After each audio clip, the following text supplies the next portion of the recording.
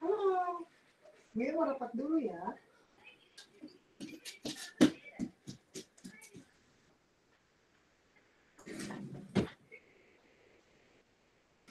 Abang biru, kan gue yang mau rapat. Apa lagi nonton? Hari dia kasih ya. Hah? Ya? Kecuali kalau kamu mau jagain.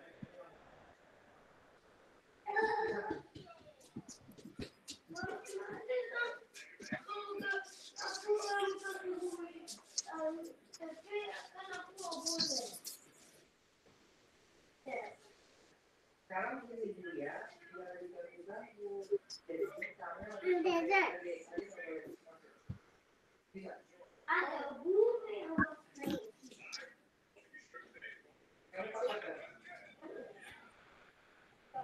nanti kalian kamu di sini sama abang ya, ya.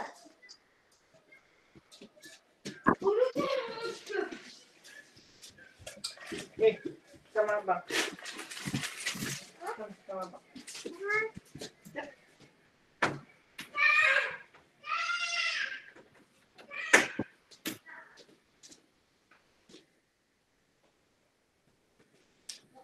Oke.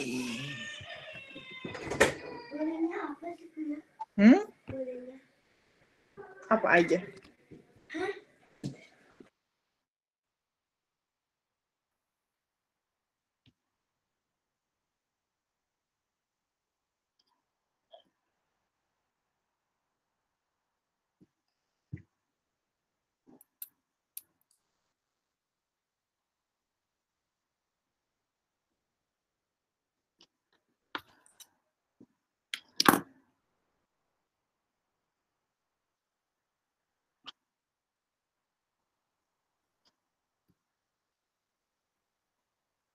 Dok?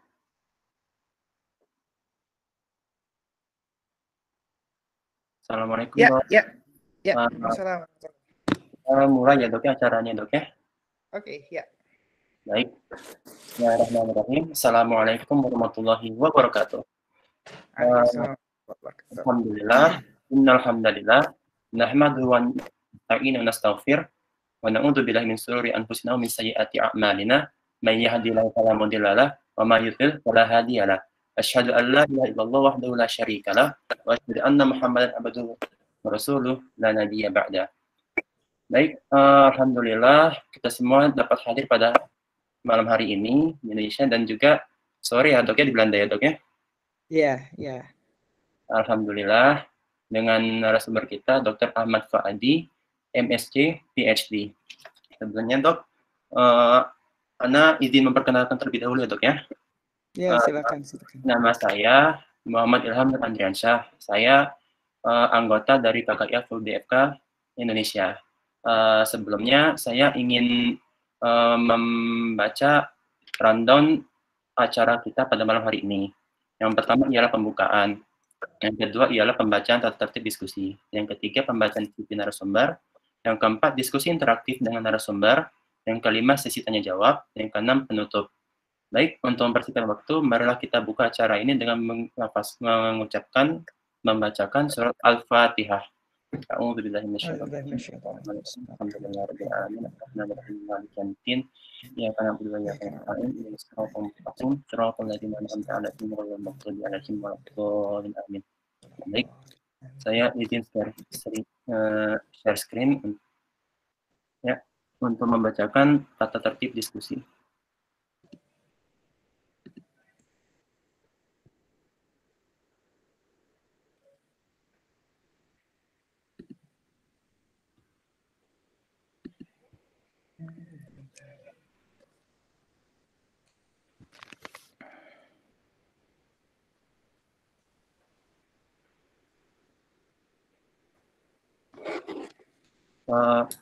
Sebelum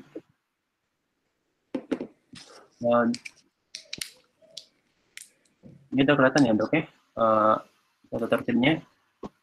Jadi tata tertib COVID discussion yang ketiga ini, yang pertama ialah peserta sudah memiliki aplikasi Google Meet di smartphone masing-masing. atau dapat mengakses diskusi Nggak online. kelihatan. Oh, nggak kelihatan ya?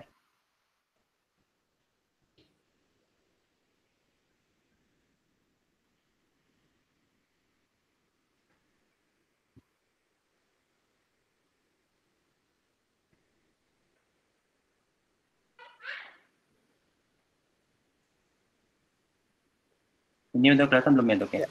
Iya. Alhamdulillah. Baik, saya akan membacakan tata tertib dari COVID Discussion yang ketiga.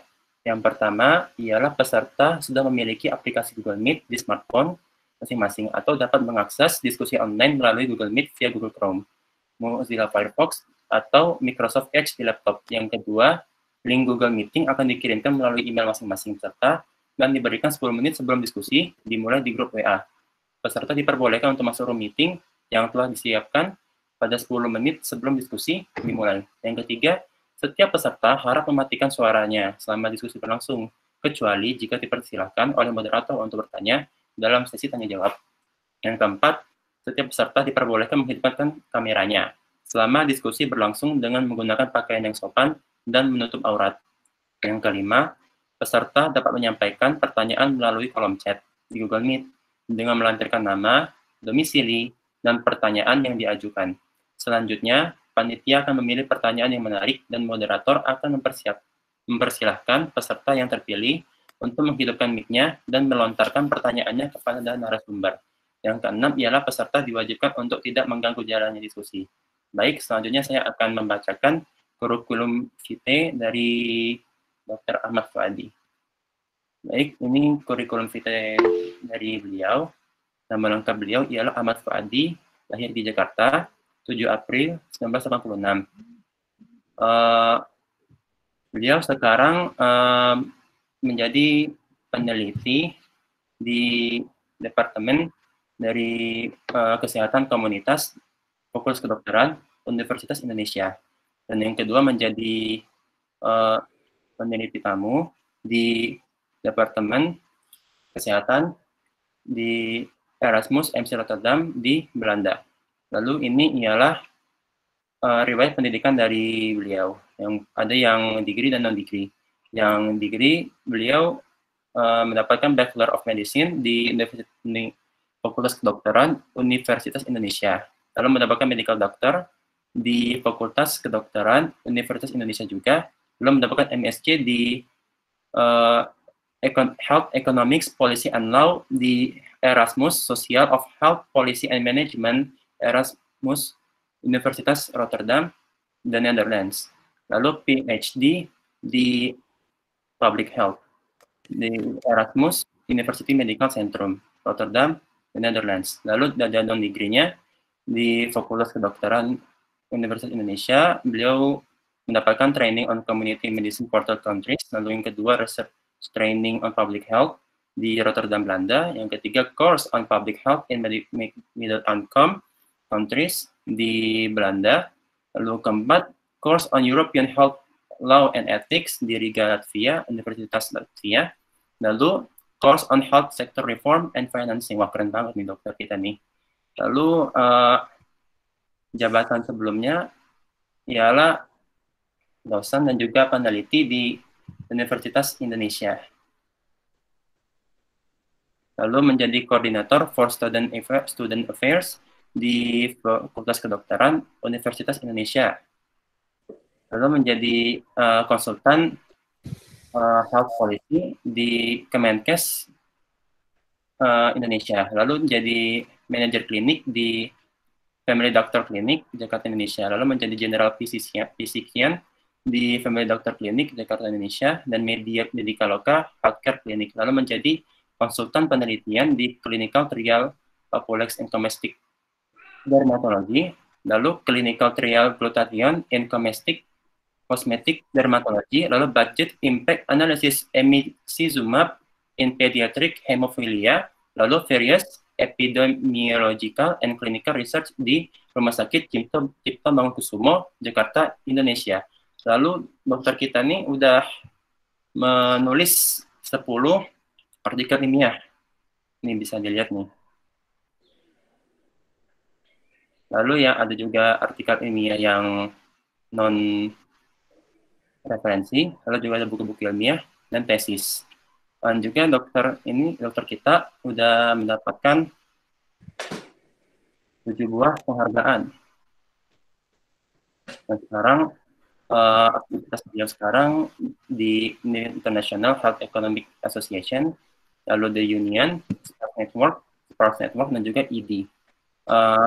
Sebagai informasi, dokter kita ini dulunya seorang alumni dari FUDFK dan juga beliau salah satu perintis dari FUDFK sendiri. Baik dok, untuk persingkat waktu, kita langsung ke topiknya dok ya. Jadi pengen nanya dulu nih dok. Dok, gimana kabarnya dok di sana dok? Gimana? Gimana dok kabarnya di sana? Oh, alhamdulillah baik-baik saja di Belanda. Alhamdulillah. Jadi dokter, kalau di sekarang di new normal sekarang ini dok, gimana dok aktivitasnya sekarang yang belakangan ini? Oh, aktivitas sekarang sudah mulai dilonggarkan, sudah bisa masuk ke kantor kerja, tapi memang masih dibatasi jika memang tidak perlu sekali untuk masuk ke kantor, masuk kerja dan lain-lain. Lebih baik bekerja masih di rumah. Jadi selama ini saya sampai sekarang bisa dihitung dengan jari pergi ke kantor tuh dalam 3 bulan terakhir. Gitu ya dok ya? Semua dilakukan di rumah. Oke. Dok, kalau boleh tahu nih dok, kalau new normal di Belanda, gimana dok protokolnya dok? Oke. Kalau di Belanda, sebenarnya kita tidak terlalu membahasakan kondisi sekarang sebagai sebuah new normal. Karena kalau lihat di Belanda sendiri, kita kemarin sudah pergi keluar, kumpul-kumpul di luar juga sudah biasa.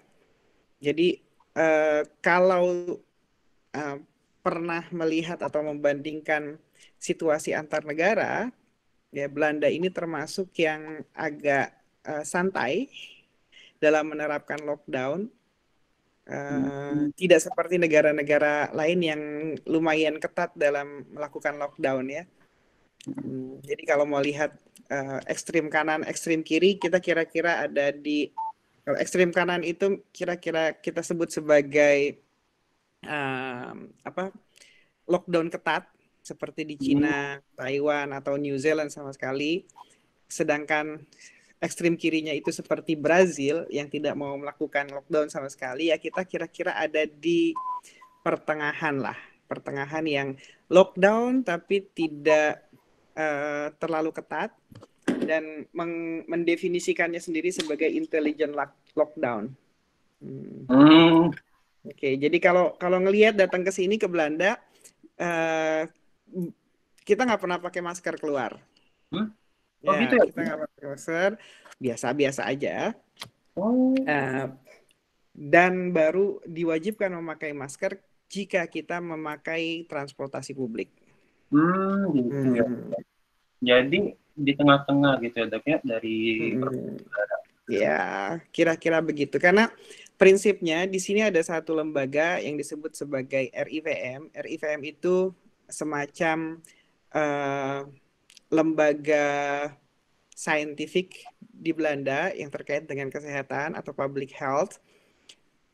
Mereka mendiskusikan itu dengan kabinet, dan salah satu hal yang disepakati atau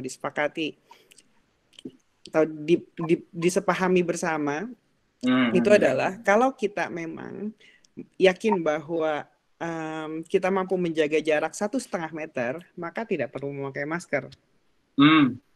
Jadi, kenapa di public transport harus memakai masker? Karena ketika masuk ke public transport, orang-orang tidak mungkin lagi untuk bisa menjaga jarak 1,5 meter, sehingga pada saat itulah kita wajib memakai masker.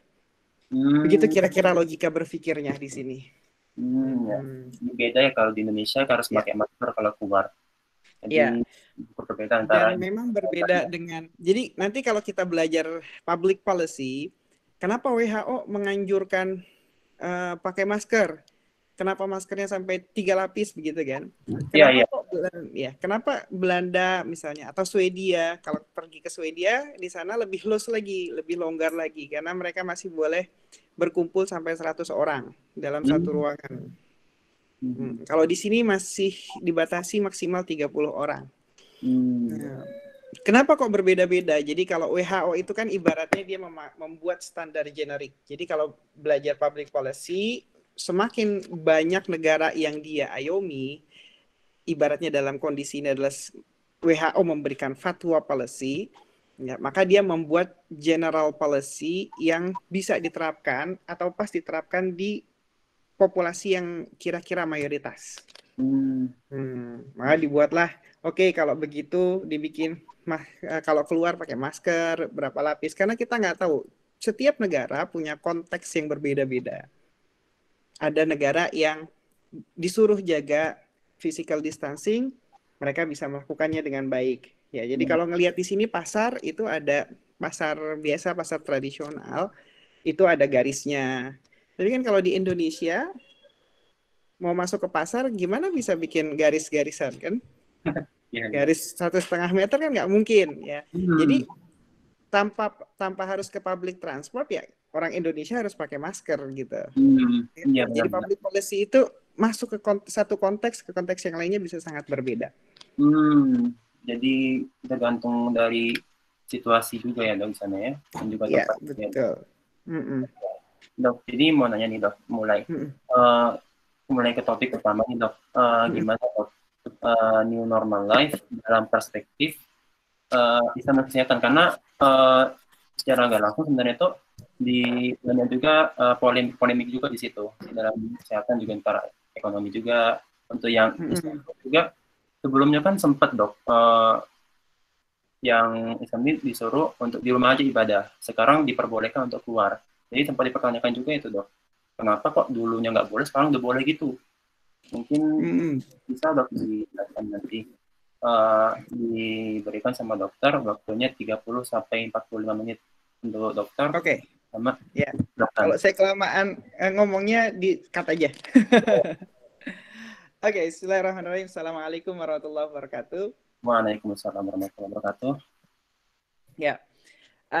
Terima kasih saya sudah diundang untuk diskusi di sini. Kita diskusi aja, jadi saya tidak memaparkan sesuatu yang formal. Makanya saya kemarin bilang sama panitia, saya kalau diminta untuk memberikan presentasi formal, saya nggak sanggup karena nggak ada waktunya bikin presentasi macam-macam. Tapi kalau mau diskusi, silakan kita diskusi.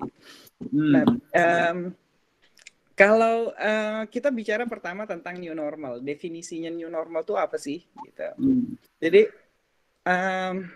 orang ini kemudian seluruh negara, seluruh bangsa di dunia ini kemudian menggunakan terminologi yang sama. Bagaimana kita masuk ke new normal sendiri itu, termasuk di Indonesia. Ada yang bilang sebenarnya bukan new normal, tapi yang tepat adalah new norm, bukan new normal. Ada kemudian bahasa ini dikritisi karena new normal itu kan dua-duanya adjektif ya. New itu baru, normal baru. Jadi kalau dalam bahasa Arabnya juga ini kok itu ya, sifat sama mausuf gitu kan bahasa Arabnya, sifat mausuf. Ini tidak memenuhi karakter terminologi yang tepat. Kalau new norm itu benar, normnya itu kata benda, new itu kata sifat. New normal itu menjadi terminologi yang memang banyak dikritisi karena pertama secara bentukan bahasanya itu tidak tepat. New normality mungkin iya, kenormalan yang baru mungkin itu yang disebut sebagai banyak orang sebagai situasi normal yang baru, gitu.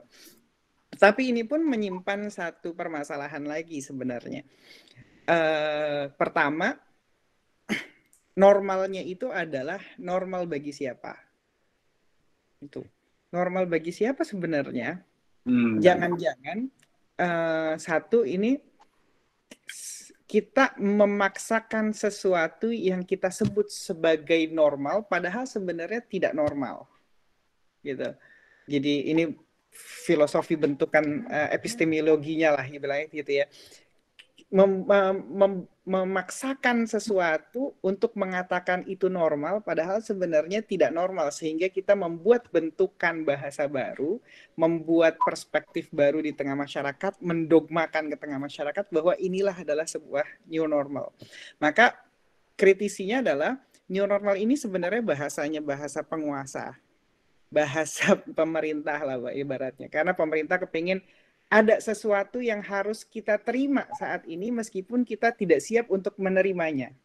Ya, sehingga kita harus menyebutnya sebagai ya udah kita nggak bisa balik ke normal yang baru, maka ke normal yang semula, maka kita hidup di dalam satu situasi yang kita normal-normalkan.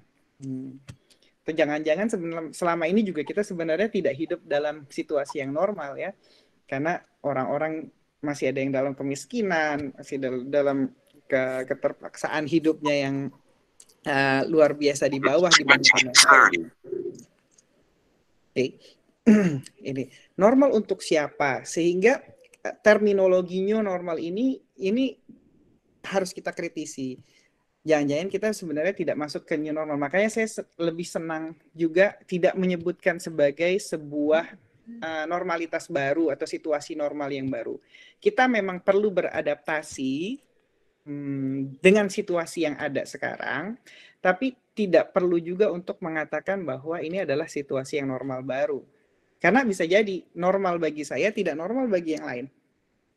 Normal bagi kalian mungkin tidak sama dengan normal bagi saya. Saya bilang normal, Anda mungkin bilang abnormal. Coba contohnya begini. Kita bisa bilang aja bahwa oke, kita bisa kerja dari rumah. Ini adalah new normal kita. Tapi orang-orang yang nggak bisa kerja dari rumah, orang-orang yang mungkin kerjanya harus physical, cleaning service, ojek online, mereka nggak bisa sebut itu sebagai sesuatu yang normal gitu kan. Tapi itu sebuah abnormalitas.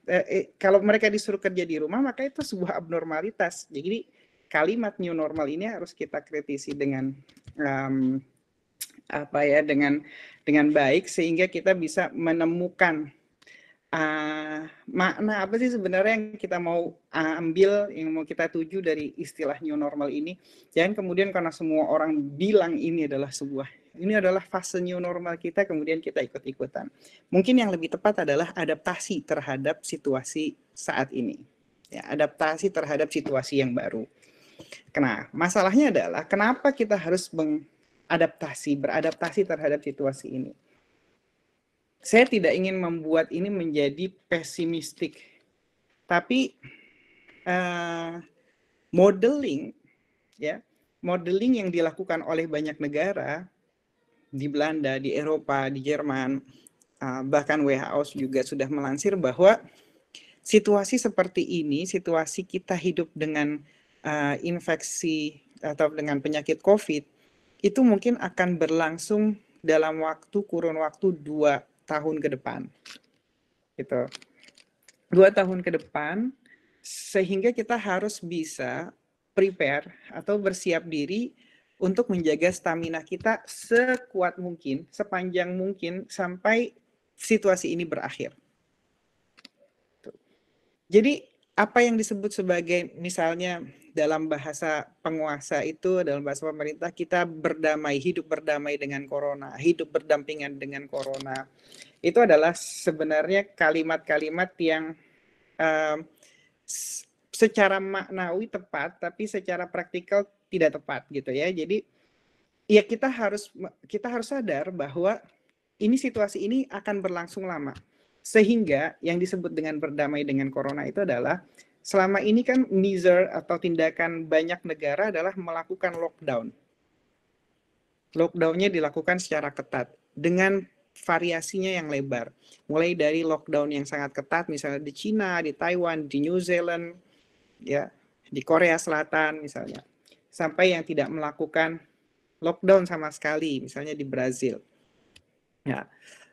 Nah, kemudian pemerintah itu kan kemudian berpikir, sampai kapan kita mau melakukan lockdown?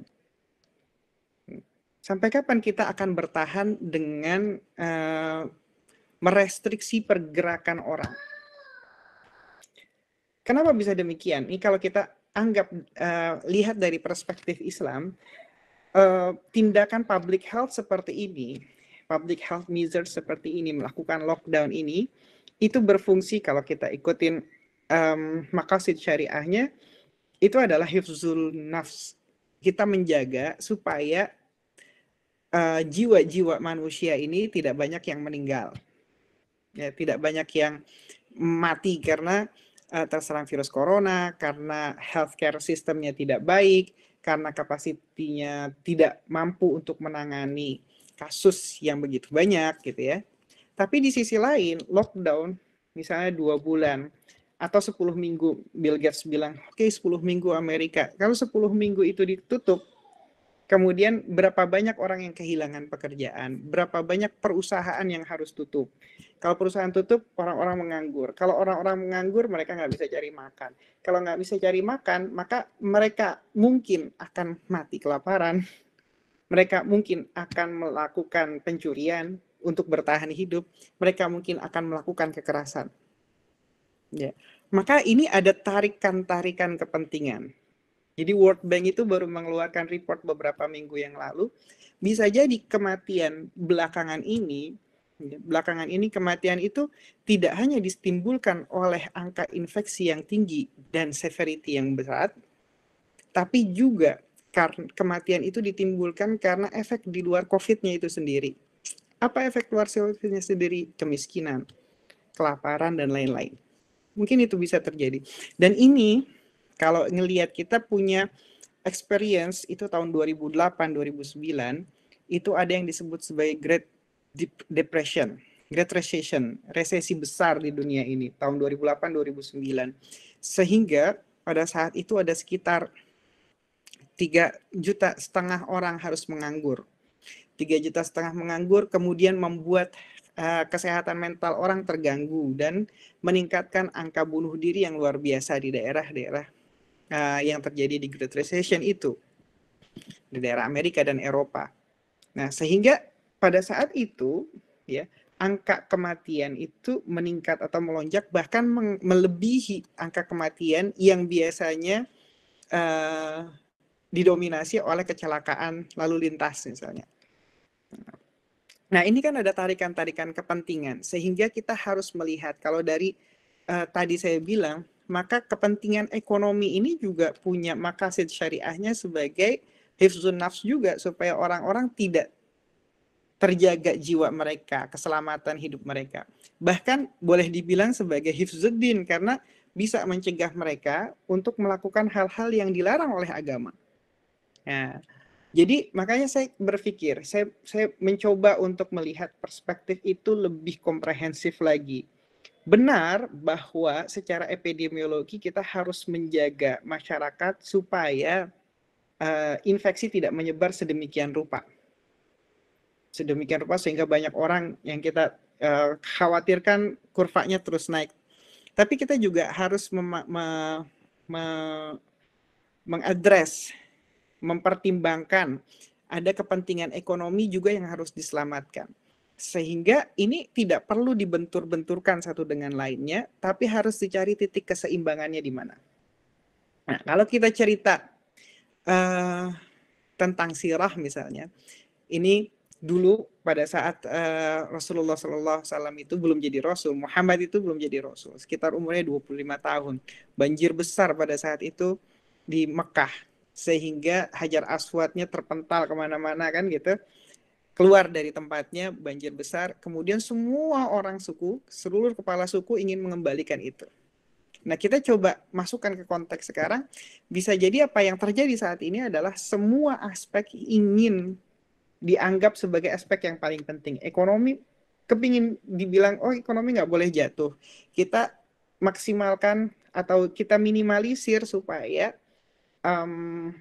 pertumbuhan ekonomi tidak melorot sedemikian rupa sehingga mempertajam gap anggaran dan lain-lain gitu ya.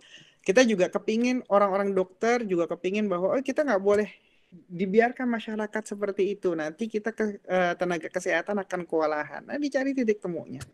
Maka kemudian Rasulullah SAW kan, Muhammad pada saat itu meletakkan batu Hajar Aswadnya di tengah, kemudian kepala suku semuanya pegang di sisi ujung-ujungnya. Nah, ini kalau dalam konteks sekarang ya kita mestinya juga bisa mampu untuk bisa berpikir seperti itu. Dan kita butuh pemimpin yang seperti itu. Pemimpin yang mampu meletakkan, bukan membentur-benturkan satu aspek dan satu kepentingan dengan kepentingan yang lain, tapi mengupayakan supaya terjadi keseimbangan antara satu kepentingan dengan kepentingan lainnya. Dan ini yang saya lihat justru muncul ketika saya pertama kali mendengar keputusan di kabinet di Belanda. Saya merasa bahwa ini adalah sebuah proses politik. Ini yang saya bilang, proses politik yang balance. Suatu pertama kali banyak yang memprotes, kenapa Belanda itu tidak melakukan lockdown secara ketat? Kenapa tidak melakukan lockdown seperti Cina, seperti Italia, seperti Spain? Nanti gimana kalau begini? Tapi ahli-ahli itu kemudian diundang. Ya. Epidemiolog itu diundang. Epidemiolog bilang, ya, selama belum ada vaksin, kita mungkin akan bertahan, kita akan menghadapi virus ini dalam 2 tahun, bahkan 3 tahun ke depan. Kemudian para ekonom juga bilang, kalau kita 3 tahun ke depan lockdown secara ketat, kita nggak akan mampu. Negara kita kolaps. Maka dicari titik temunya. Oke, kalau gitu kita lockdown. Tapi lockdownnya tuh tersistemasi. Gimana lockdown yang tersistemasi? Maka kalau Anda lihat di Belanda sini, anak-anak itu udah boleh kerja. Udah boleh masuk sekolah dalam 1,5 bulan terakhir. Bahkan mereka selama lockdown 2 bulan pertama masih boleh jalan-jalan di luar gitu ya, jalan-jalan di luar, main sama temannya. Kenapa bisa seperti itu? Policy bisa seperti itu. Policy bisa terbit seperti itu, bisa muncul seperti itu karena mereka punya evidence yang kuat, evidence dan data yang kuat. Mereka produce itu, kemudian diserahkan, dipaparkan ke publik, publik bisa menerima. Oke, kita lakukan. Nah, ini adalah prinsip kita sebagai seorang mukmin, kita sebagai seorang muslim, itu juga punya kewajiban, punya tanggung jawab sebenarnya. Ini kan semua intelektual yang masa depan akan jadi pemimpin-pemimpin bangsa. Ya.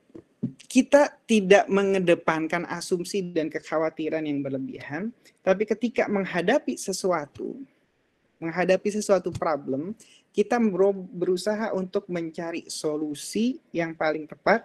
Gimana cara solusi yang tepat? Kita cari data, kita produce evidence. Setelah produce evidence, kita bentuk satu policy, kebijakannya dibentuk seperti ini. Terus, karena ini bentuknya, tadi kan disebut, kenapa sekarang boleh, besok nggak boleh, sekarang dibuka, besok ditutup, atau sekarang ditutup, besok dibuka. Yang dalam policy seperti ini, kondisi yang tidak pernah dialami oleh bangsa-bangsa sedunia, dan progresnya sangat dinamis, maka bentuk bukti itu akan berubah-ubah secara cepat. Ini yang harus kita pahami juga. Dan masyarakat itu harus bisa memahami itu juga. Sehingga setelah keluar policy, maka disebut, oke, kalau keluar policy, kita evaluasi. Sebut evaluasinya dalam berapa pekan? 1 pekan, 2 pekan. Kalau disebut 2 pekan, nanti dievaluasi selama 2 pekan ini, kira-kira ada perbaikan atau perburukan atau stagnan. Kalau perburukan kita tutup lebih rapat, kalau stagnan kita teruskan, kalau membaik maka kita longgarkan. Kan itu yang harus kita lakukan setiap hari. Nah, setiap perubahan itu juga harus dikomunikasikan dengan baik. Maka kita, ini juga teman-teman, apalagi pemerintah, itu harus mampu mengartikulasikan setiap kebijakan dengan tepat. Ya, jadi komunikasi itu harus dijalankan dengan baik, dengan clear, dengan jernih. Sehingga orang bisa memahami, kenapa sih saya kemarin bilang stop, sekarang bilang jalan. Kenapa kemarin bilang tutup, sekarang ngomongnya bilang buka. Gitu. Kok tidak ada konsistensi? Kenapa WHO kemarin bilang nggak usah pakai masker, sekarang pakai masker, besok nggak usah pakai masker lagi? Karena semua bergerak secara dinamis hari ini. Gitu. Apa yang kita sebut sebagai evidence hari ini, positive evidence, bisa jadi besok neutral evidence atau bahkan negative evidence. Contohnya begini, di awal dulu ibuprofen itu karena ada bukti evidence dari Perancis, penggunaan ibuprofen itu memperburuk kondisi pasien-pasien COVID, maka kemudian WHO bilang ibuprofen tidak boleh dikonsumsi oleh siapapun karena mungkin nanti akan memperburuk. Tapi beberapa minggu kemudian ternyata tidak terbukti dari evidence yang baru. Nah, apakah evidence yang ini evidence yang ini tidak valid sehingga harus diganti? Nah, karena kita semua berkejaran ya dengan kondisi seperti ini, virus, tindakan kita harus secepat mungkin, maka otomatis evidence itu tidak matur ya. Evidence itu tidak matur. Nanti kalau kita bicara lagi penjelasannya kenapa tidak matur, karena evidence itu diproduksi dari satu tempat yang mungkin akan sangat berbeda konteksnya di tempat yang lain. Misalnya contohnya gini, di awal-awal kita rely on, kita bergantung pada evidence yang dikeluarkan dari Cina. Kenapa kok bisa kayak begitu? Karena memang epicentrumnya ada di Cina, datanya ada di Cina, sehingga yang dikeluarkan oleh Cina, yaitu yang kita ambil sebagai evidence, sebagai bukti ilmiah. Kemudian pindah ke Prancis, pindah ke Italia, pindah ke Spanyol, maka kemudian evidence itu melebar. Oh, ternyata yang di Cina beda sama yang di Spanyol. Ternyata yang di Spanyol beda sama yang di Prancis. Apa yang ditemukan di Prancis kemudian pindah ke Amerika, ternyata beda dengan yang di Amerika. Nah, maka itu yang kemudian kita harus memahami, melihat itu out of the box, tidak mencucuk hidung kita. Taklid buta ibaratnya. Kan kalau dalam Islam itu juga disebutkan taklid itu boleh kalau kita tidak mampu untuk menelaah informasi, mengelaborasi informasi, data, pengetahuan. Tapi ketika kita mampu mengelaborasi itu, maka kita harus berpikir kritis. Maka nanti kita sebut bahwa kalau di pelajaran di kedokteran itu kan ada critical appraisal. Nah, nanti ada sekarang itu evidence itu, jurnal itu, kalau Anda mau lihat ya, jurnal tentang COVID itu menggunung banyak sekali sampai kita semua mungkin sudah kelelahan membacanya. Ngetik satu, keluar banyak banget tentang COVID. Nah, disinilah dibutuhkan, lagi teman-teman dokter ini, dibutuhkan kemampuan berpikir secara kritis, membaca secara kritis. Dan itu adalah sebuah kompetensi yang harus dimiliki atau dikuasai oleh seorang muslim. Seorang ilmuwan muslim, intelektual muslim terus menguasai itu. Jangan, aku nggak suka sama IBM, udahlah biarin aja. Tapi kemudian kita mengambil informasi dari sumber abal-abal atau bahkan misalnya media massa misalnya gitu. Dexamethasone boleh, tapi kita nggak pernah curious, nggak pernah bertanya-tanya dexamethasone itu boleh dalam konteks apa, dalam posisi apa, dalam dosis seberapa besar, kita baca gitu kan. Nah, ini yang diperlukan kita sebagai intelektual muslim itu. Satu tadi saya bilang, berpikirlah melingkar, komprehensif. Memang kita sebagai seorang dokter itu, tenaga kesehatan, punya interest yang lebih besar, concern yang lebih besar terhadap epidemiologi kesehatan, burden kita sebagai tenaga kesehatan, tapi tidak juga menafikan bahwa ada kepentingan-kepentingan yang lain yang tidak mungkin kita nafikan, kita sisihkan, ya, sisihan, dan harus kita masukkan dalam variabel penentuan keputusan. Nah, saya bilang kalau pernah baca podcastnya, dengar podcastnya saya hari ini baru keluar itu, keputusan-keputusan dalam situasi pandemi COVID ini adalah bukan keputusan saintifik, tapi keputusan politik. Nah, teman-teman ini sebagai dokter mungkin akan punya kecenderungan lebih berat ke dasar-dasar saintifik. Tapi ketika kita hanya rely on pada keputusan saintifik, kita pasti akan kecewa. Karena ternyata keputusan-keputusan di atas hanya sekian persen diambil dari keputusan saintifiknya atau basis saintifiknya. Tapi keputusan politik itu memang pada dasarnya dia harus mengambil proporsi yang seimbang antara satu kepentingan dengan kepentingan yang lainnya. Satu. Yang kedua, ya, sebagai seorang Muslim dalam perspektif Islam, kita harus secara kritis membaca evidence baru, informasi-informasi yang baru.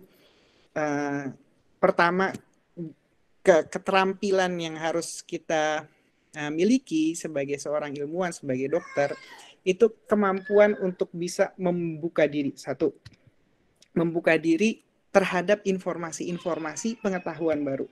Apalagi ini kondisinya kita nggak pernah tahu, tidak ada di textbook sebelumnya. Dan yang kedua, membaca itu tentu dengan skeptisism, dengan sikap skeptis. Benar nggak sih? Jangan kemudian kita menelan mentah-mentah.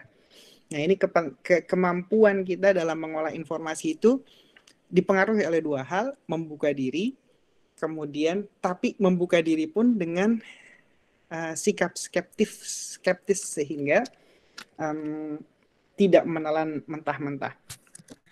Itu terkait dengan new normal.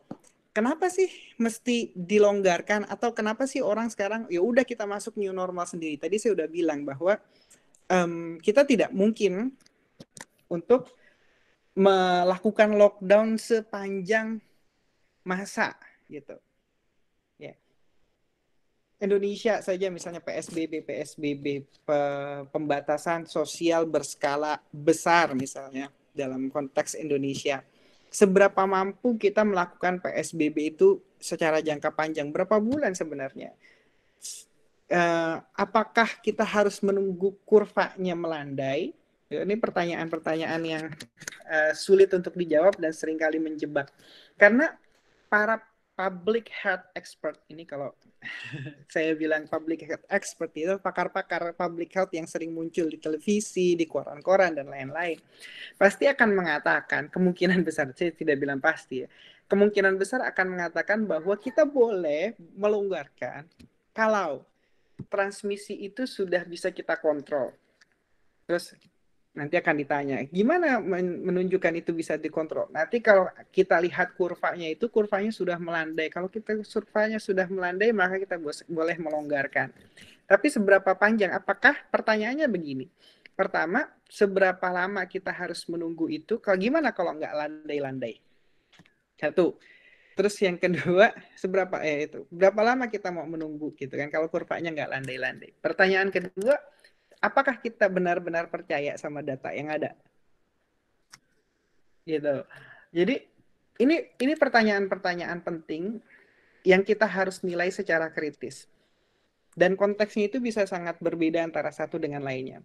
Kalau misalnya kita berada di area Eropa, misalnya Jerman, Italia, Spanyol, datanya oke lah. Mereka punya data yang baik. Datanya cukup representatif. Dan representatif yang mereka sebut representatif itu pun dengan disclaimer ya. Disclaimernya itu dalam artian data yang ada ini mungkin tidak menunjukkan data atau fakta yang sesungguhnya. Fakta yang sesungguhnya mungkin lebih banyak daripada data yang ditampilkan. Itu disclaimer yang penting. Kenapa? Karena kemampuan deteksi, kemampuan data collection-nya itu pasti ada yang meleset, pasti ada yang tidak sempurna. Gitu. Mungkin ada keterlambatan, itu disclaimer yang kedua biasanya. Ada keterlambatan. Kenapa disebut keterlambatan? Karena orang bisa diperiksa hari ini, keluar tesnya baru 3 hari kemudian. Nah, jadi kurva hari ini menunjukkan sebenarnya kurva atau infeksi yang terjadi 3 hari sebelumnya. Itu data-data itu harus diperjelas. Nah, kapan apakah kita harus menunggu kurvanya melandai? Jangan-jangan kurvanya memang nggak pernah landai-landai. Karena kenapa? Bisa jadi seperti itu. Kenapa? Karena kapasitas testing kita itu tidak sebesar kebutuhan untuk melakukan uji.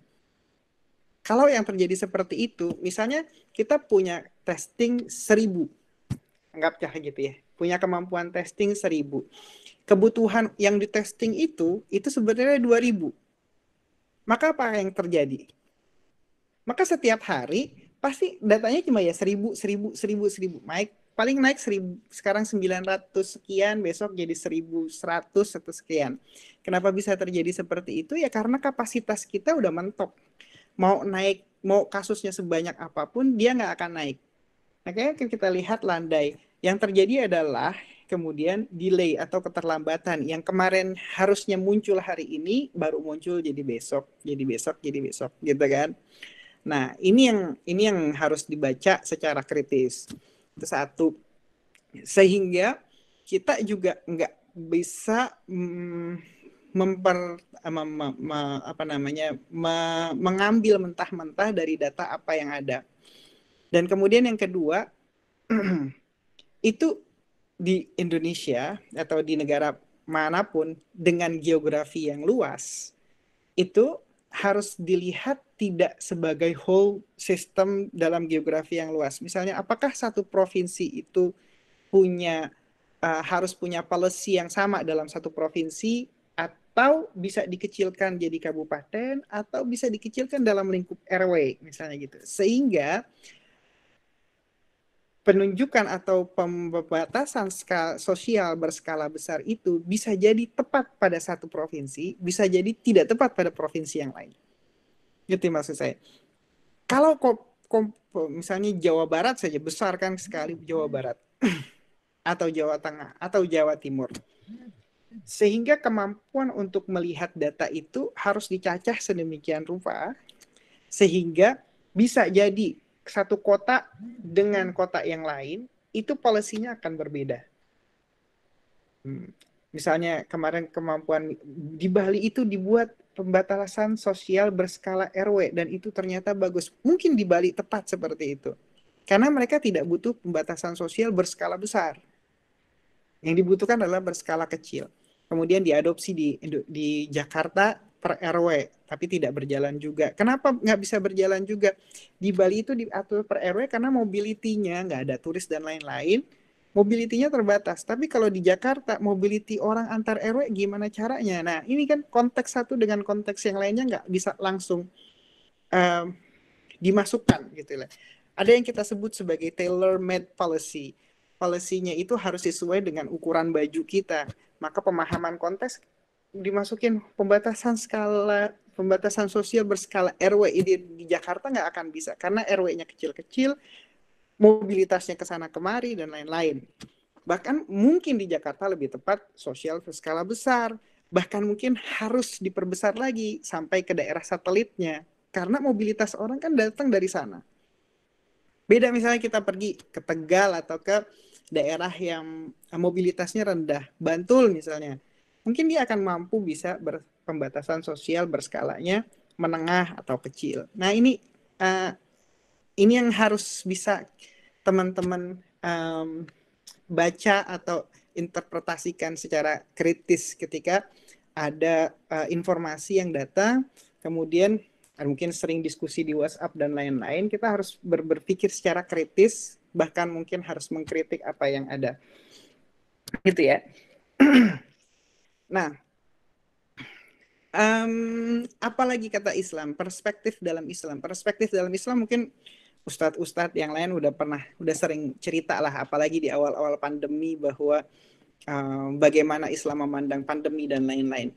Prinsipnya satu, bahwa setiap apa yang terjadi di muka bumi ini itu intinya adalah fitnah, intinya adalah ujian. Tadi yang saya sebut sebagai gimana kalau kita menghadapi ujian. Sebagai seorang muslim itu gimana caranya menghadapi ujian. Menghadapi ujian itu poinnya cuma dua bagi kita. Pertama itu innalillahi wa inna ilaihi raji'un. Istirja, itu pasti. Segala sesuatunya pasti terjadi karena Allah Subhanahu wa taala. Apa yang terjadi karena kita ini nggak ada apa-apanya, kita juga pun akan kembali kepada Allah. Itu prinsip pertama sebagai seorang muslim. Prinsip yang kedua adalah takwa, iman. Takwa dan iman itu, ya, tadi saya bilang, takwa dan iman itu tidak sekadar bahwa oke, kalau gitu kita sering-seringlah berdoa, sering-seringlah. Itu benar, tepat. Tapi tidak sekadar itu. Takwa dan iman itu harus dimunculkan juga dalam bentuk integritas kita. Integritasnya seorang muslim, intelektual muslim adalah tadi saya bilang, ya, satu, dia harus mampu bersikap kritis, Yang kedua, dia harus mampu melihat, memandang segala sesuatunya secara komprehensif. Nah, itulah yang kita sebut sebagai makna iman, makna Islam, dan lain-lain. Dan yang kedua, yang ketiga, kalau kita dari makna iman ini adalah do the best, lakukan apa yang kita mampu saat ini. Kalau kita sekarang sebagai koas misalnya, ya lakukan kemampuan koas kita sedemikian rupa, sebaik mungkin. Ya. Kemudian kalau kita sudah jadi dokter, maka kita harus mempraktikkan apa yang ada, apa yang harus kita lakukan berdasarkan dengan basis bukti. Kalau tidak ada gimana, maka lakukan itu atau ambil bukti-bukti empiris. Kalau nggak ada juga, maka kita harus melandaskan itu dari asumsi-asumsi kita yang kita anggap sebagai asumsi yang kuat. Gitu.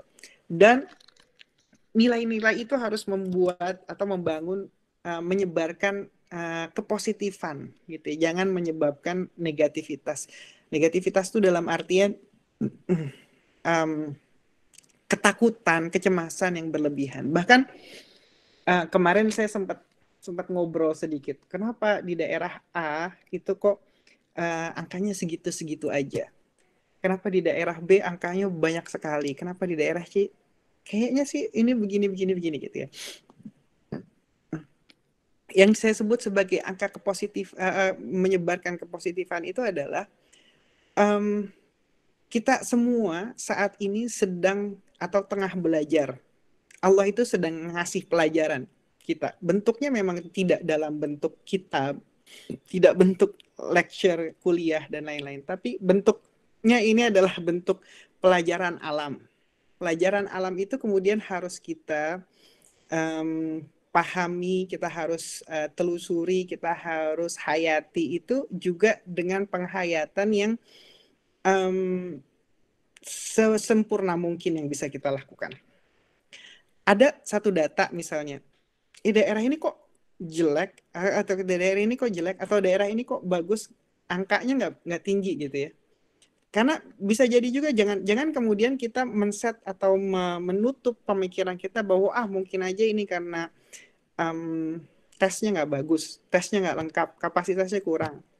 Itu ya sekadar itu aja. Tapi kita juga membuka peluang pengetahuan baru, ilmu baru, atau bisa jadi memang daerah ini sedikit angkanya karena memang mereka tidak terinfeksi.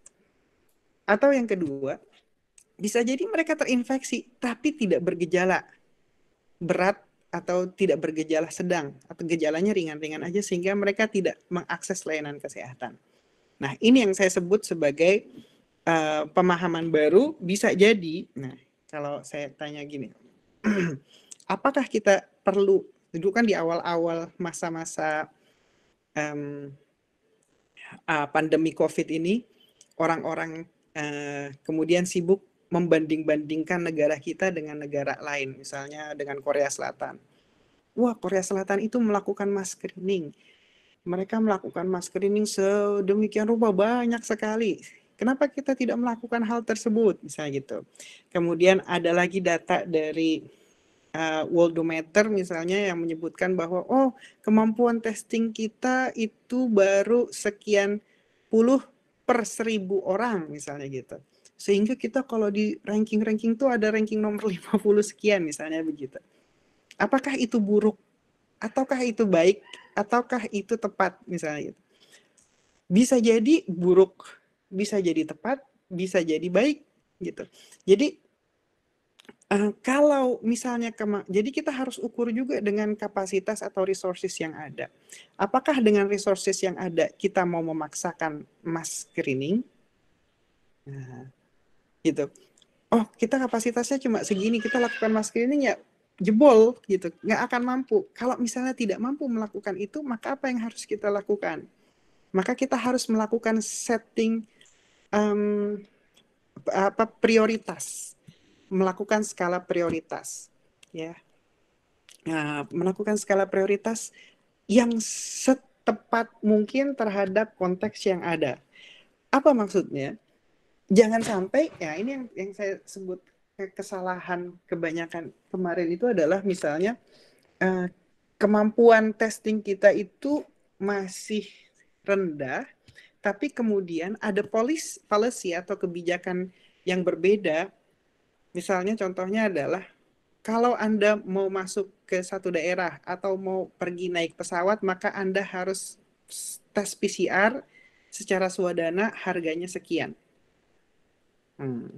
Ini kan ada resource, kita udah tahu resourcesnya rendah, tapi kita membuat skala prioritas ya, atau skala prioritas itu tidak resource allocation-nya tidak tepat. Jadi orang yang butuh tidak dapat mengakses, orang yang sebenarnya tidak membutuhkan, tapi karena mereka punya uang, kemudian mereka mengakses itu karena kemampuan finansial mereka. Ini nggak boleh terjadi. Kenapa nggak boleh terjadi? Karena ini yang terjadi. Karena ini akan membuat inequality, ketidakadilan akses terhadap layanan kesehatan. Siapa yang terbebani dengan ini? Orang-orang miskin, orang-orang yang tidak mampu. Sehingga yang kita takutkan, yang kita khawatirkan adalah gap antara orang kaya dan orang miskin itu makin lebar. Gitu. Nah, ini yang harus difikirkan ketika kita melihat ada kebijakan, apakah kebijakan ini berkeadilan atau tidak? Apakah kebijakan ini tepat dalam konteks yang ada saat ini atau tidak? Begitu. Kayaknya saya udah kepanjangan ngomongnya. Nggak apa-apa, di stop aja. Nggak apa-apa dok, ya, masih ada waktu 3 menit lagi dok. Oh, 3 menit lagi. Boleh 3 menitnya dipakai buat diskusi. Mungkin nanti kita akan lebih kaya lagi kalau kita berdiskusi. Oh, baik. Mungkin dari saya begitu. Terima kasih. Terima kasih juga dok, jazakallah khairan. Itu atas pemaparan materi dari dokter. Ini ilmu yang bermanfaat banget dok, banyak banget fakta yang kami ketahui dari dokter. Ini kami langsung ya dok ya ke sesi tanya jawab. Ke penanya pertama dari Muhammad Rizal Hidayat dari Malang. Kepada saudara dipersilakan untuk menghidupkan mic-nya. Ya, untuk informasi, untuk menanyakan itu jangan lupa untuk mencantumkan nama, domisili, baru pertanyaannya. Baik, pada saudara Muhammad Rizal Hidayat, dipersilakan untuk menghidupkan mic dan bertanya. Cek. Cukup dari sini juga bisa dibaca. Ya.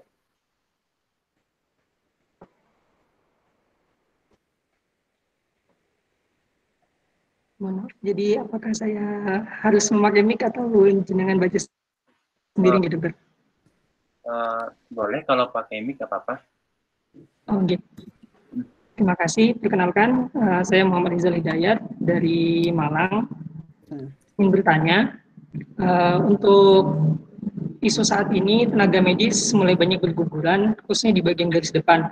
Dan oleh karena itu mulai banyak juga isu tentang bahwa mahasiswa kedokteran tingkat akhir, misalnya seperti koas, juga akan diturunkan. Nah, ketika koas ini sendiri mengalami kewalahan dan juga mulai banyak berguguran, apakah ada kemungkinan mahasiswa kedokteran preklinik juga ikut diturunkan? Jika iya, bagaimana perannya dan seberapa besar pengaruhnya terhadap penanganan COVID ini? Dan jika tidak, apakah ada peran lain yang harus dilakukan oleh mahasiswa kedokteran preklinik? Terima kasih. Assalamualaikum warahmatullahi wabarakatuh. Waalaikumsalam warahmatullahi wabarakatuh. Apakah sudah ada pengalaman teman-teman yang koas ini diminta turun untuk nanganin COVID? Ada belum?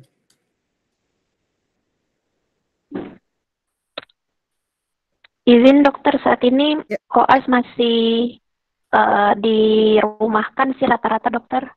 Gitu. Oke, ya. Saya harus konfirmasi dulu. Karena begini, saya sendiri tidak memahami benar kebijakan dikti dan universitas terhadap koas. Tapi pada prinsipnya semestinya itu tidak diperkenankan untuk melakukan atau membantu proses ini. Jadi kalau ada yang meminta hal tersebut itu harus dipertanyakan atau dikritisi.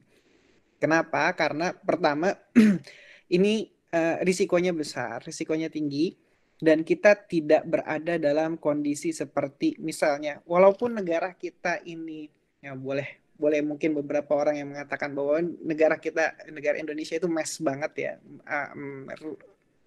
berantakan sekali dalam menghadapi COVID ini, tapi seberantakan-berantakannya Indonesia ternyata tidak seperti apa yang terjadi di Italia atau terjadi di Brazil, sehingga kebutuhan untuk mendapatkan tambahan tenaga medis itu bukan satu prioritas pada saat ini. Gitu.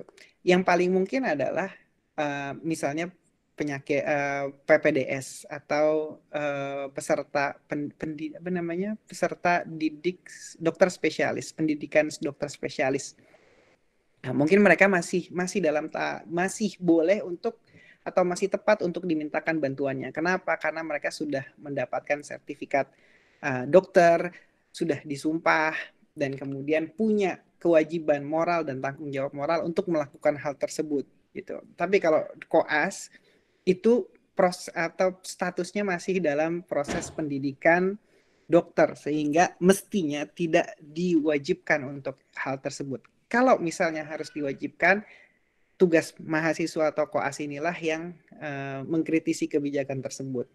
Dan sangat tidak etis juga kalau misalnya preklinik juga harus diturunkan. Kita tidak dalam kondisi seperti situasi darurat yang kelimpungan di sana sini, meskipun pada beberapa tempat, pada beberapa situasi ada banyak petugas kesehatan yang terinfeksi dan atau bahkan meninggal karena pekerjaan mereka yang disebut sebagai garis depan.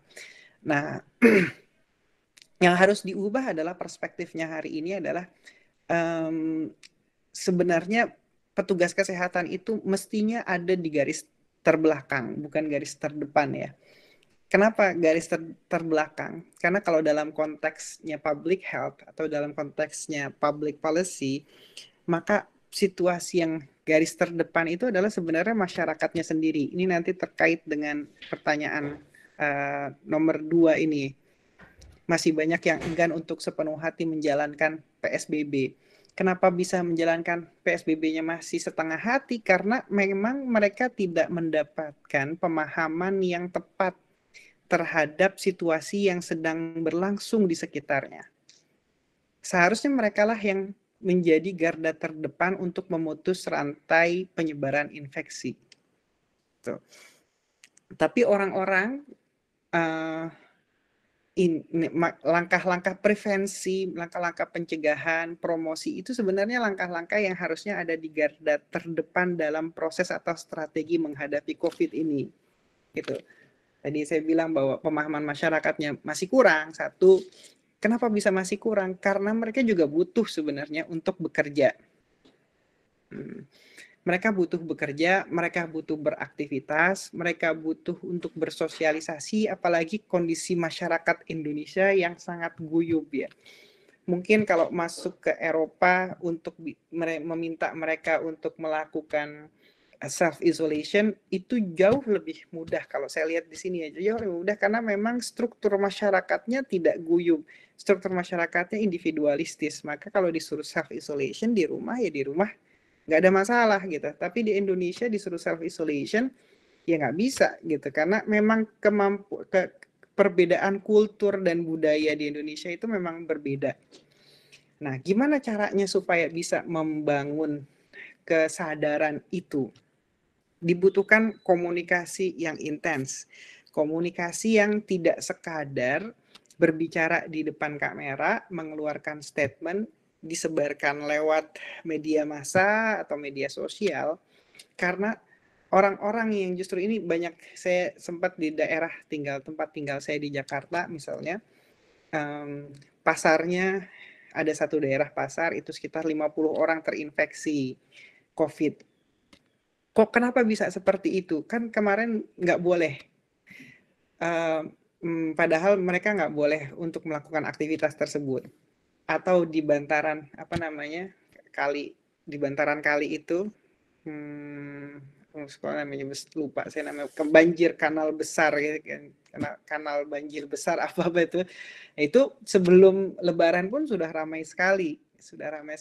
Kenapa kok bisa seperti itu? Karena satu, pemahaman mereka memang nggak bagus. Yang kedua, kebutuhan mereka untuk bekerja, jualan makanan, jualan pakaian pada saat itu, apalagi menjelang Idul Fitri pada saat itu, mereka nggak boleh pulang mudik, tapi mereka juga harus tetap bertahan hidup. Ada orang yang marah-marah karena tokonya ditutup, walaupun sudah dibuka ganjil dan genap gitu ya. Nah, ini yang harus dipahami. Oke, kalau memang begitu, ya, maka ini nggak mungkin ini masyarakat itu, misalnya tadi saya bilang, masyarakat itu nggak bisa mungkin dilakukan self-isolation di rumahnya mereka. Oke, kalau begitu nggak boleh keluar dari lingkungan terkecil mereka, misalnya gitu. Lingkungan RT atau RW punya sistem monitoring yang ketat. Kalau sudah ada satu orang itu tersangka sebagai ODP atau PDP, maka paling tidak orang tersebut ya mungkin keluar sedikit kita nggak bisa paksain, apalagi teman-teman kalau ngelihat di Jakarta itu rumahnya gang-gang sempit, mana mungkin mereka melakukan self isolation di rumah yang sedemikian sempit, gangnya sempit, lalu lalang orang sedemikian rupa. Nah, ini kemampuan community empowerment-nya itu harus dikembangkan. Kemudian primary care-nya juga harus diperkuat, sehingga apa yang terjadi sekarang sangat sayang sekali kalau kita memang hanya melihat ini sebagai proses atau strategi jangka pendek. Mestinya kesempatan kali ini, kesempatan COVID seperti ini harus dimanfaatkan sebagai proses jangka panjang, perbaikan sistem kesehatan jangka panjang yang memanfaatkan semua sendi atau semua fasilitas atau sistem layanan kesehatan yang ada. Kenapa bisa begitu? Karena memang kita butuh untuk melakukan hal tersebut. Karena konteksnya, situasi masyarakat kita berbeda sekali dengan apa yang disampaikan oleh misalnya WHO dan lain-lain. Kemudian yang kedua, apakah memang kita perlu melakukan masker yang tadi saya bilang? Apakah kita masih tepat melakukan ODP atau PDP? Jangan-jangan kita sekarang nggak perlu banget gitu melakukan identifikasi ODP dan PDP. Bisa jadi memang kita nggak perlu lagi ada rapid test banyak-banyak. Nggak perlu lagi ada PCR banyak-banyak. Tapi dengan resource allocation yang ada sekarang, bagaimana caranya membangun sistem yang tepat. Yang tepat itu dalam artian orang yang memang butuh itu mendapatkan akses terhadap tes tersebut. Orang yang nggak butuh-butuh amat, nggak usah dapat akses. Nah, untuk bisa melakukan hal tersebut, maka harus ada penapisan filtering dari awal. Siapa yang mampu melakukan penapisan dari awal? Maka yang paling dekat dengan masyarakat. Siapa yang paling dekat? Ya puskesmas. Puskesmas ini harus menjadi garda. Kalau tadi saya bilang, yang di rumah sakit itu nggak boleh jadi garda terdepan. Kalau tadi garda terdepannya adalah masyarakat yang pertama, kalau ada lapis kedua, maka teman-teman yang ada di puskesmas lah yang menjadi garda kedua. Mereka mengatur bola, mana yang harus di rumah, mana yang harus diisolasi, self-isolation di rumah atau self-isolation di community, mana yang harus dilempar bolanya ke rumah sakit. Sehingga penanganan itu, lapisan-lapisan penanganan itu tidak membuat beban layanan kesehatan itu menjadi katastrofik di rumah sakit. Kenapa teman-teman kita, dokter-dokter di rumah sakit itu, atau perawat, itu banyak yang berjatuhan? Karena beban yang harus mereka tanggung melebihi kapasitas mereka sendiri. Jadi kalau mau ngelihat kurvanya itu kan harusnya kapasitas layanan kesehatannya juga naik. Nah, ini yang tidak disiapkan atau belum disiapkan secara maksimal oleh pemerintah, sehingga mestinya juga ada kebijakan yang secara paralel ya. Selain testingnya banyak, jadi jangan kemudian testingnya banyak pakai mobile PCR dan lain-lain, tapi kapasitas layanan kesehatannya tetap segitu-segitu aja. Nah, ini kekeliruan gitu, kekeliruan yang mestinya diperbaiki. Itu jawaban saya. Baik dok. Tadi sekaligus menjawab dari pertanyaan dari saudari Elvira ya dok ya? Ya betul. Oke. Kita langsung ke pertanyaan ketiga. Dari saudari Tiara Kemalasari dari Jepang. Boleh dihidupkan mic-nya untuk bertanya.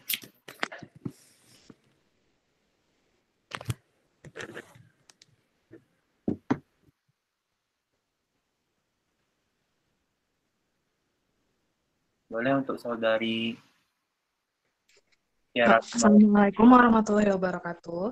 Waalaikumsalam warahmatullahi wabarakatuh. Ya, Dokter Fuad. Assalamualaikum, Dok. Salam. Apa kabar dari Jepang? Baik, Dok. Saya di Jepang nih, Dok. Jadi mau nanya dikit dok soal materi yang tadi dokter sampaikan. Sebenarnya saya mikir banget kalau di Indonesia itu kan banyak dokter umum dan terutama guru-guru kita juga banyak ya yang gugur karena COVID gitu. Dan kerugian ekonomi dan sosial, kehilangan experts itu tuh besar banget. Untuk membentuk seorang profesor aja seperti Dokter Fuad gitu, kita harus banyak memberikan alokasi dana, tenaga, waktu, dan pengorbanan banyak orang untuk melahirkan seorang expert seperti Dokter Fuad dan lain-lain gitu.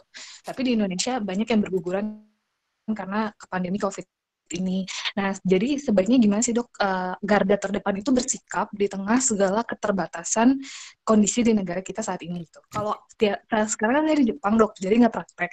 Kalau saya di Indonesia, mungkin saya menyarankan teman-teman saya nggak praktek karena mereka dengan segala keterbatasannya gitu daripada ngorbanin diri sendiri. Kalau ngorbanin diri sendiri mungkin masih nggak apa-apa karena kan kita udah bersumpah gitu ya. Tapi kalau mengorbankan keluarga itu kayak pengorbanan yang terlalu besar untuk negara yang nggak mikirin kita gitu, kalau kasarnya gitu dok. Nah jadi sebagai seorang teman-teman saya di garda terdepan, bagaimana mereka harus bersikap semaksimal mungkin untuk melindungi dirinya dan keluarga di tengah keterbatasan kondisi Indonesia. Terima kasih dokter. Ya terima kasih.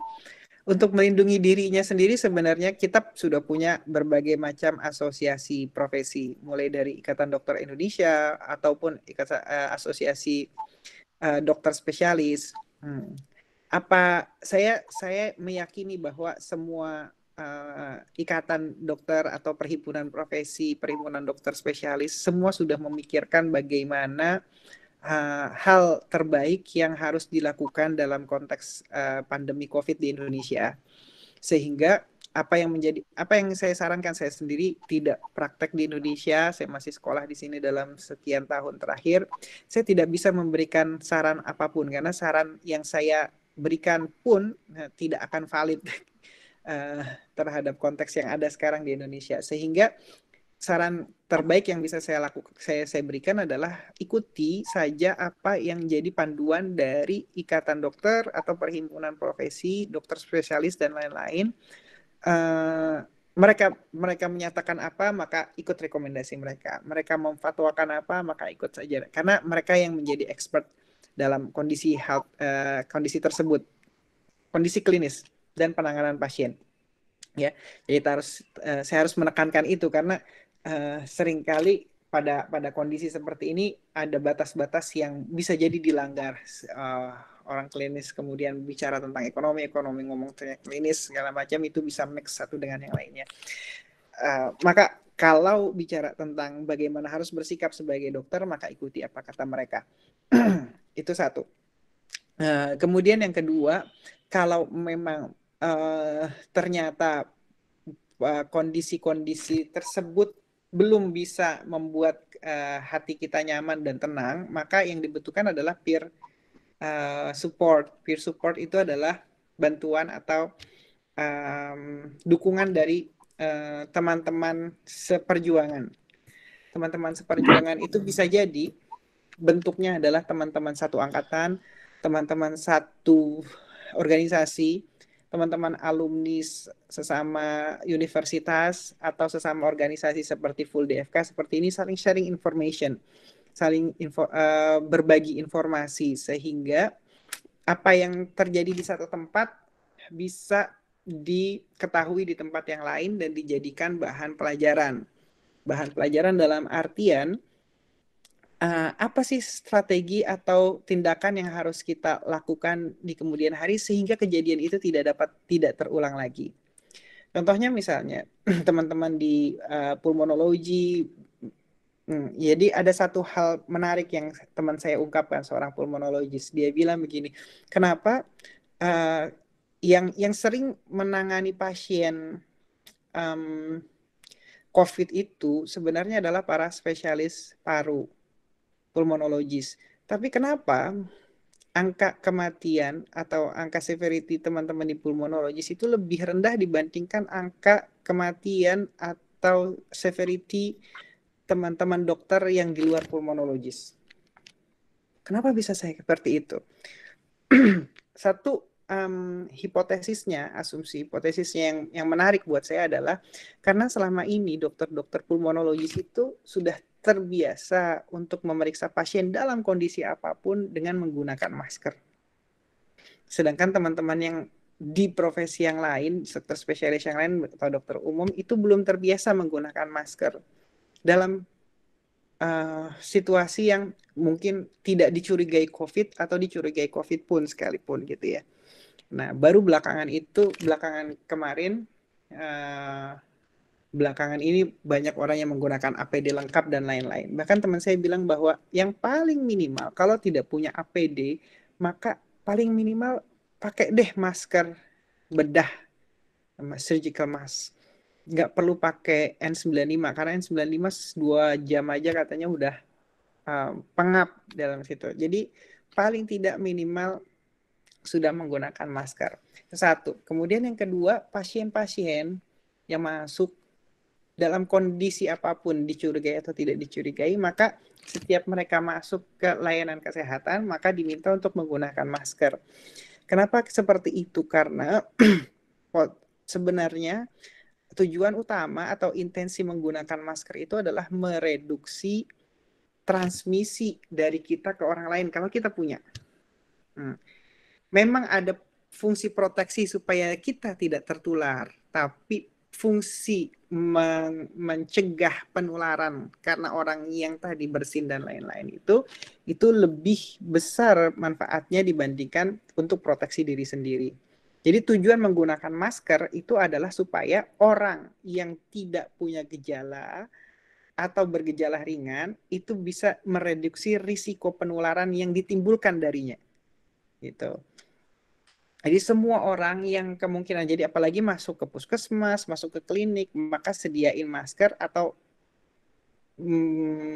mewajibkan mereka untuk menggunakan masker. Gitu. Itu dari saya. Memang tadi saya bilang, tadi Tiara bilang itu bahwa memang untuk memproduksi profesor, memproduksi dokter itu biayanya mahal dan lain-lain. Tapi kita juga harus bisa menjaga perasaan orang lain, jangan sampai ini terlalu terekspos keluar, seolah-olah kalau bukan profesor, kalau bukan dokter, maka nyawanya tidak begitu berharga, misalnya begitu, biayanya nggak terlalu. Nah ini jangan sampai terekspos ke masyarakat awam sehingga nanti ada ini kan yang sering terjadi, clash antara dokter dan masyarakat. Ini harus dikomunikasikan dengan tepat karena yang terjadi saat ini adalah miskomunikasi atau mismanagement atau misunderstanding antara orang awam dengan petugas kesehatan. Contoh yang paling mutakhir adalah orang meninggal kemudian dimakamkan dengan protokol COVID misalnya. Kemudian orang awam tidak menerima hal tersebut. Tapi komunikasinya seringkali tidak berjalan dengan baik di layanan kesehatan. Sehingga masyarakat awam itu kemudian timbul dalam pemikirannya kecurigaan. Membelukarlah itu di kepalanya sehingga dibikinlah vlog, dibikinlah YouTube, diupload ke YouTube. Ada orang mengatakan ditambah-tambah subtitle dan lain-lain, jadi keruh semuanya. Nah ini yang perlu kehati-hatian juga. Itu silakan. Ada pertanyaan lain? Baik, terima kasih dokter. Sama-sama.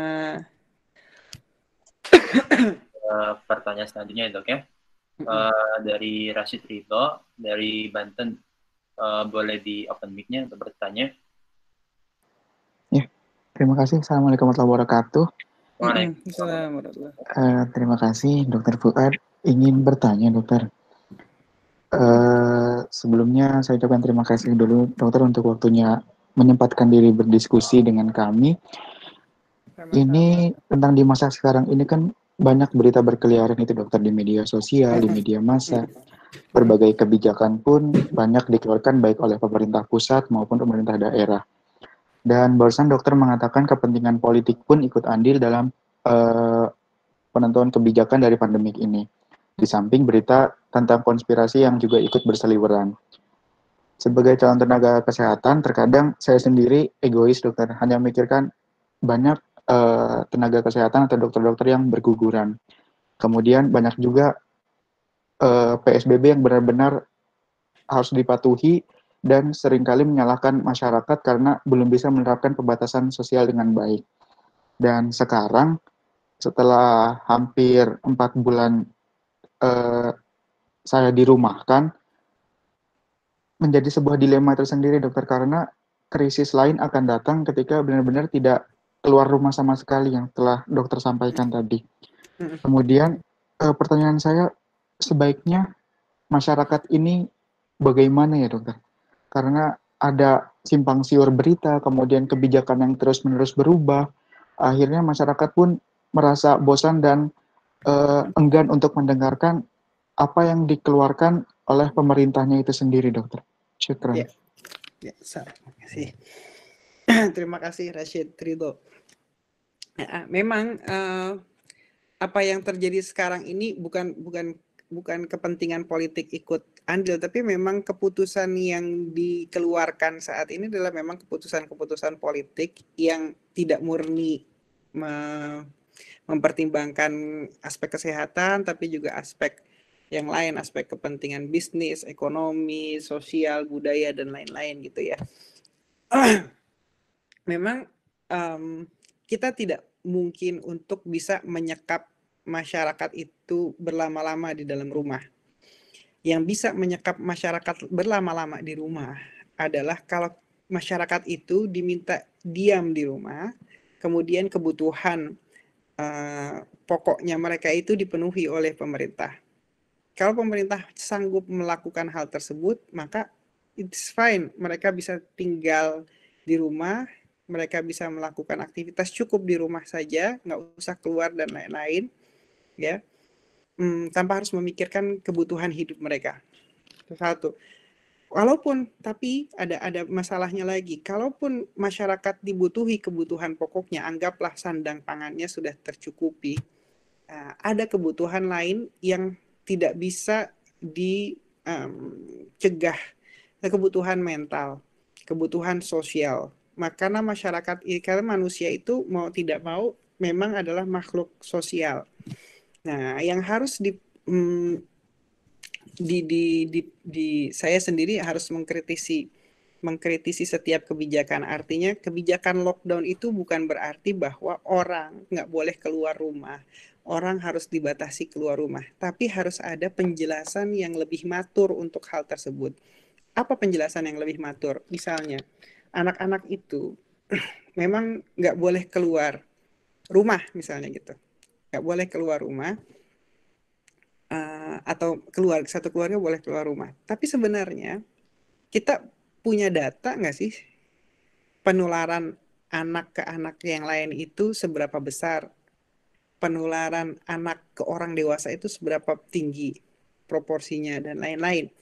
Nah, apa yang dijadikan policy di Belanda ini sebagai contoh misalnya, itu cukup menarik hati saya sebenarnya, karena mereka memproduce evidence. Dia lihat buktinya, ternyata setelah dilihat kurvanya, transmisi anak dengan anak itu sangat kecil kemungkinannya. Maka policy yang keluar adalah, oke, sekolah memang saat ini diliburkan. Tapi anak-anak itu untuk bisa menjaga kondisi kesehatan mentalnya, mereka boleh diperkenankan untuk keluar rumah.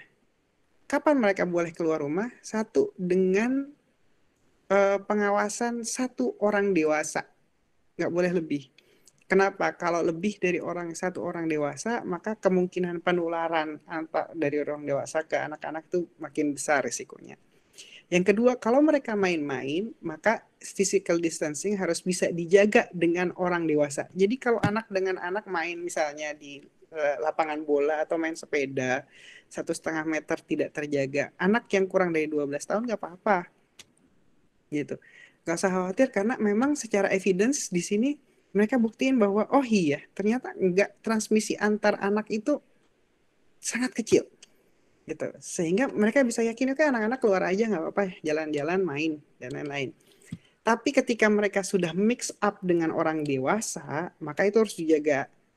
Nah, maka setelah dievaluasi dalam 1 bulan sosialisasi kebijakan tersebut, maka kemudian pemerintah mengatakan oke, ini hasil evaluasinya nggak buruk kok, bagus-bagus aja, transmisi antar anak ternyata kasus pada anak nggak meningkat, sehingga dibukalah sekolah. Gimana buka sekolah? Dibuka sekolah itu pelonggaran secara bertahap. Kenapa sekolah harus dibuka secara bertahap? Ini saya ceritain. Karena kalau anak-anak itu harus belajar dari rumah saja, distance learning saja, maka kemampuan kognitifnya mungkin akan tetap naik. Tapi kemampuan sosialisasi, aspek mentalnya mungkin akan terhambat. Padahal untuk development, ya, pertumbuhan atau perkembangan anak itu kita tidak hanya membutuhkan pertumbuhan kognitif, tapi pembutuhan afektif, pembutuhan mental, sosial, sehingga kita tidak menginginkan bahwa kurva pembelajaran mereka itu melandai. Maka mau nggak mau harus difikirkan gimana mereka tetap bisa bersosialisasi. Oke, kalau kayak begitu boleh, tapi dirotasi. Dirotasi, kelas ganjil masuk, kelas genap tidak masuk. Lakukan itu dalam 2 minggu pertama, nanti dievaluasi. Nah, ini yang pelonggaran lockdown itu secara bertahap harus bisa dilakukan dan berbasis data, dan ini yang harusnya bisa dikerjain di Indonesia. Cuma masalahnya di Indonesia adalah satu, memang kemampuan data kita tidak begitu baik. Kemudian yang kedua, kita terhambat dengan policy yang kita bangun sendiri pasca reformasi. Apa itu? Namanya desentralisasi. Desentralisasi itu memberikan wewenang, kekuasaan pembentukan kebijakan itu berada di tingkat lokal. Pada beberapa poin, ya, pada beberapa situasi itu tepat, tapi pada banyak situasi yang lain itu tidak begitu tepat. Karena bisa jadi situasi kota yang satu dengan kota yang lain, resources mereka sangat berbeda sekali. Ada kemampuan analitiknya berbeda, menjomplang bahkan mungkin gitu ya. Sehingga mereka ada yang mampu menganalisis dengan baik, punya data dengan baik, press conference-nya juga dituturkan dengan baik. Ada yang tidak mampu menganalisa dengan baik, tidak mampu menerjemahkan, menginterpretasikan, dan mengartikulasikannya ke masyarakat juga tidak dengan baik. Jadi ada positif dan negatifnya. Nah, terkait dengan kita udah juga di rumah lama-lama, kesehatan mental kita juga mungkin akan terganggu. Kemampuan kita kan, WHO sendiri kan mengatakan bahwa sehat itu adalah bukan sekadar fisik, tapi mental dan sosial. Maka lockdown PSBB yang berkepanjangan itu kemungkinan juga berpengaruh terhadap situasi kesehatan mental dan sosial kita. Ini juga harus dipertimbangkan. Sehingga harus ada pelonggaran. Nah, kalau misalnya dilonggarkan, yang disebut dengan longgar itu longgar yang seperti apa? Longgarnya dilakukan secara bertahap. Apa yang disebut secara bertahap? Oke, boleh keluar, tapi dengan syarat-syarat tertentu. Ya. Dan syarat-syarat tertentu itu, ini kesulitannya adalah implementasi kebijakan itu paling sulit ketika dalam tataran praktis. Ya.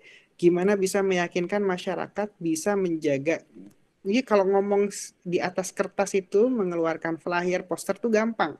Tapi yang paling susah adalah bagaimana bisa memastikan itu berjalan dengan baik.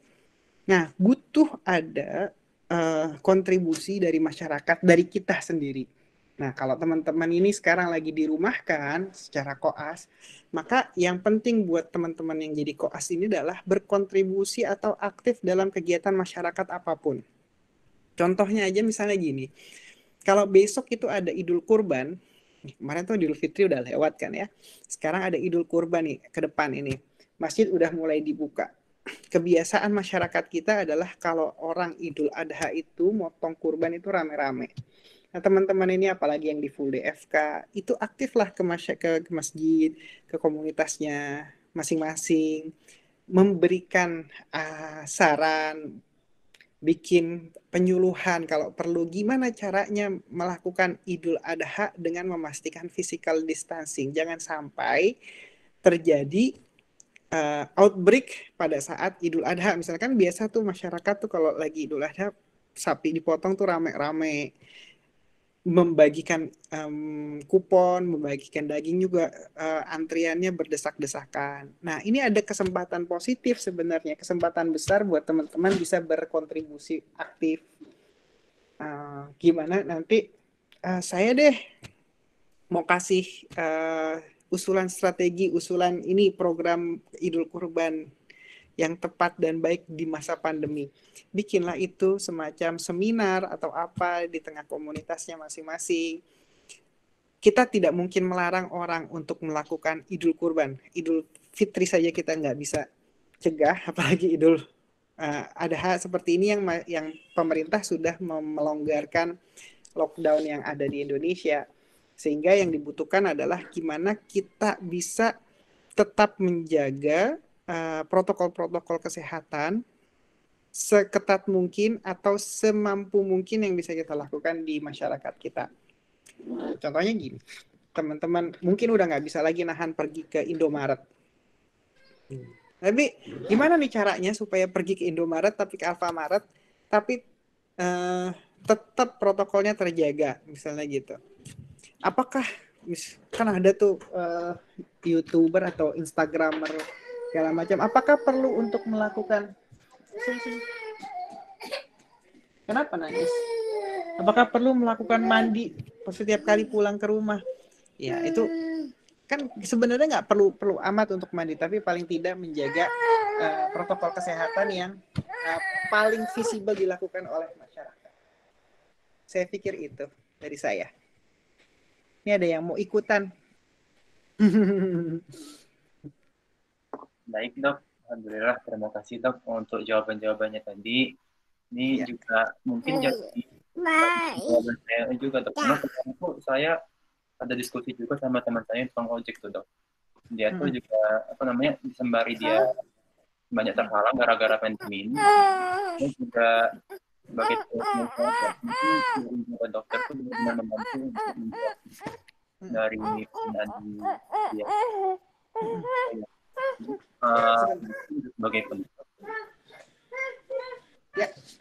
Ya, sorry. Nggak apa-apa dok. Mungkin ada closing statement dok untuk mahasiswa dan masyarakat umum ya, untuk mahasiswa yang secara umum dan juga masyarakat.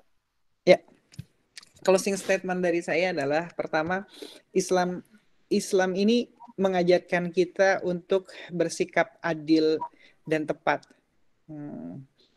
Bersikap adil dan tepat itu, adil itu berarti bahwa kita menempatkan sesuatu pada tempatnya dengan mempertimbangkan segala macam aspek secara seimbang.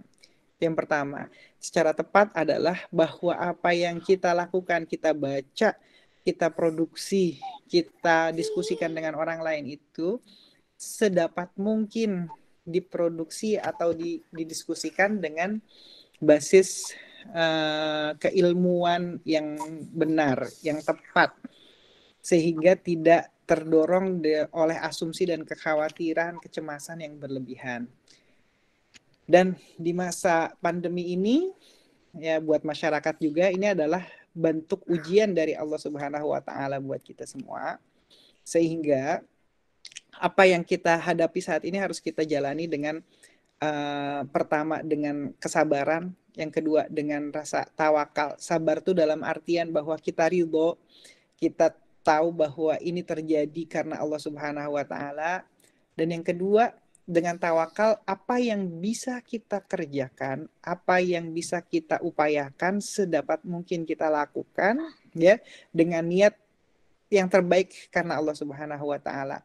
Bukan hanya untuk diri kita penting, tapi juga untuk komunitas kita, orang-orang sekitar kita, untuk orang-orang bahkan yang tidak kita kenal. Hilangkan dan buang perasaan ego kita yang berlebihan, sehingga kita bisa menjadi seorang muslim yang kafah gitu. Siapa orang yang Islam itu kan, kata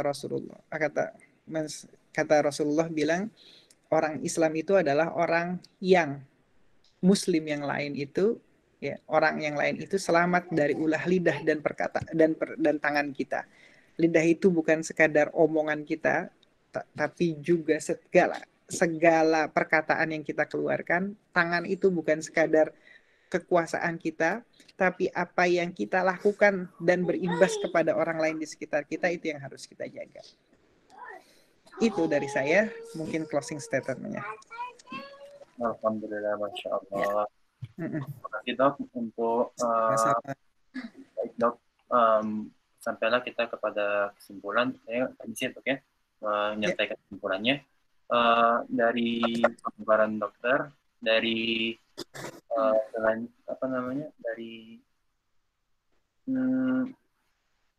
sampaikan kata-kata dokter, dari semua pemaparan dokter. Jadi banyak benar fakta-fakta yang kita dapat dari serba-serbi kebijakan sesuai dengan kedinamisan dan juga waktu dan juga situasi dan kondisi di setiap tempat, dan juga yang perlu dipertimbangkan selain angka infeksi, dan juga dalam Islam kita berhifdzun nafs dan juga mengambil hikmah dari setiap kejadian yang ada, dan juga untuk bersikap adil dan tepat di segala aspek. Demikian saya selaku moderator mewakili segenap panitia mengucapkan terima kasih banyak atas kesempatannya, juga kesempatan dokter untuk sharing materi ini. Akhirul kalam, saya selaku moderator mohon maaf atas segala kesalahan, baik yang sengaja maupun tidak sengaja. Juga kepada Allah saya mohon ampun, dan juga tak lupa untuk doa yang terbaik dan juga kesehatan selalu kepada dokter dan juga segenap partisipan yang telah hadir dalam diskusi pada malam hari ini. Kita tutup dengan lafaz hamdalah dan juga doa kafaratul majelis. Alhamdulillah, dan juga doa kafaratul majelis. Subhanakallahumma bihamdika asyhadu an la ilaha illa anta astaghfiruka wa atubu ilaik. Wassalamualaikum warahmatullahi wabarakatuh.